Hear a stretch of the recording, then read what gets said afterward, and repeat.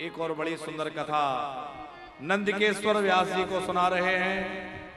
एक बार देवराज इंद्र और देवगुरु बृहस्पति भगवान शंकर का दर्शन करने के लिए कैलाश जा रहे थे। बृहस्पति जी हैं, उनके चेला इंद्र साथ में हैं। मार्ग में भगवान शंकर ने इनकी परीक्षा लेना चाहिए, तो भोले बाबा एक वृद्ध का भेष बनाकर रास्ते में लेट गए।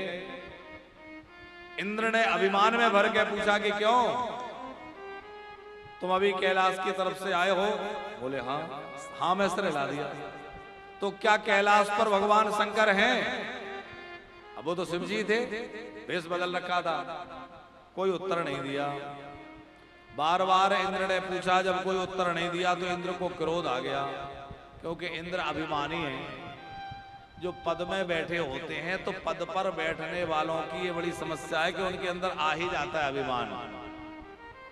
नहीं को अस जनमा जग माही और प्रभुता पाहि जाहे मद नाही।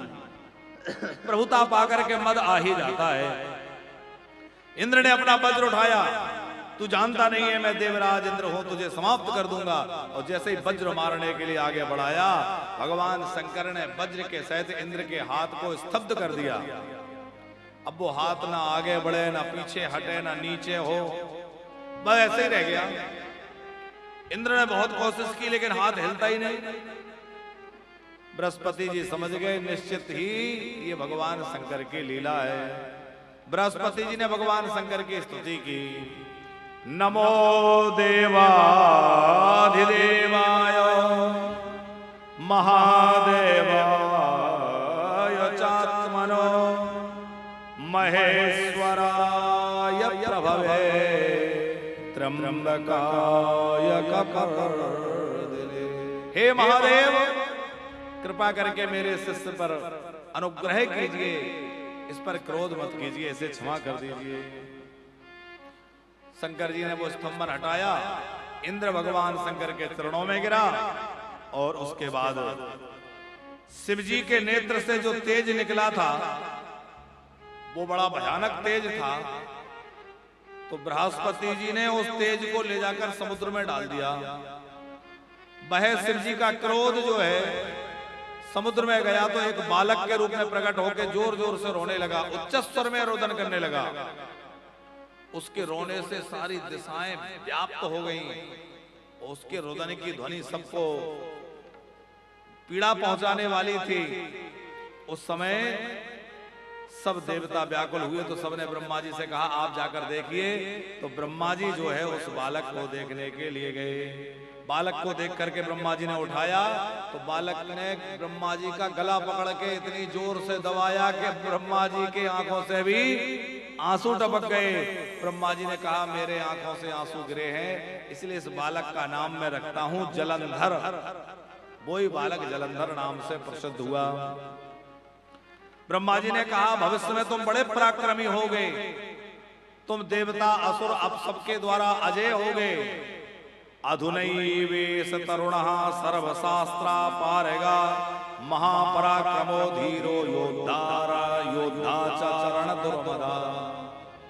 युद्ध में बड़े दुर्दांत, बड़े पहलवान रहोगे, पराक्रमी रहोगे। धीरे धीरे वो जलंधर नाम का बालक बड़ा हुआ और काल नेमी की पुत्री वृंदा के साथ में उसका विवाह हुआ। पाताल में असुरों के साथ रह रहा था। उसने पाताल से सब असुरों को पृथ्वी पर बुलाया और सबकी सभा लगाई। तो उसने देखा कि राहु का सिर कटा हुआ है। राहु सिर ही सिर है, केतु धड़ है। उसने शुक्राचार्य जी अपने गुरु जी से पूछा कि ये सिर कैसे कट गया इसका। तो राहु का सिर कटने का सारा वृतांत शुक्राचार्य जी ने सुनाया। बोले हम देवताओं के साथ मिलकर के दैत्यों ने समुद्र मंथन किया, 14 रत्न निकले, अमृत को लेकर के भगवान मोहनी बन के भाग गए और जैसे तैसे बेचारा ये राहु पी रहा था तो इसका मस्तक काट दिया। तब से ये 2 भागों में हो गया। जलंधर को बड़ा रोष आया कि अच्छा हम राक्षसों के साथ इतना बड़ा अन्याय हुआ, हम बदला लेंगे इसका। और वो जलंधर बड़ा भारी राक्षसों का समुदाय लेकर के, सेना लेकर के, और देवताओं पर आक्रमण कर दिया।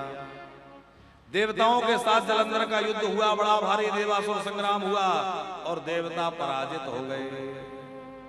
पराजित क्योंकि वो तो शिव के अंश से उत्पन्न हुआ है। जलंधर स्वर्ग पर अधिकार कर लिया और देवता विष्णु भगवान के पास गए। भगवान विष्णु से प्रार्थना की। भगवान विष्णु ने कहा कि इस समय जलंधर से लड़ने जाना ठीक नहीं है। लेकिन देवताओं ने बार बार प्रार्थना की, प्रभु आप हमारा कार्य हर समय आप ही बनाते हैं, हम कहां जाएं। और भगवान लड़ने जाने लगे तो लक्ष्मी जी ने रोक लिया।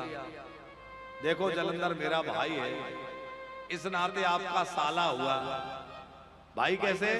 बोले मैं भी समुद्र की बेटी हूं और जलंधर भी समुद्र से पैदा हुआ है, तो आप कृपा करके मेरे भाई को मारना मत। भगवान विष्णु ने कहा ठीक है। उसके बाद जलंधर और भगवान विष्णु का बड़ा भारी युद्ध हुआ।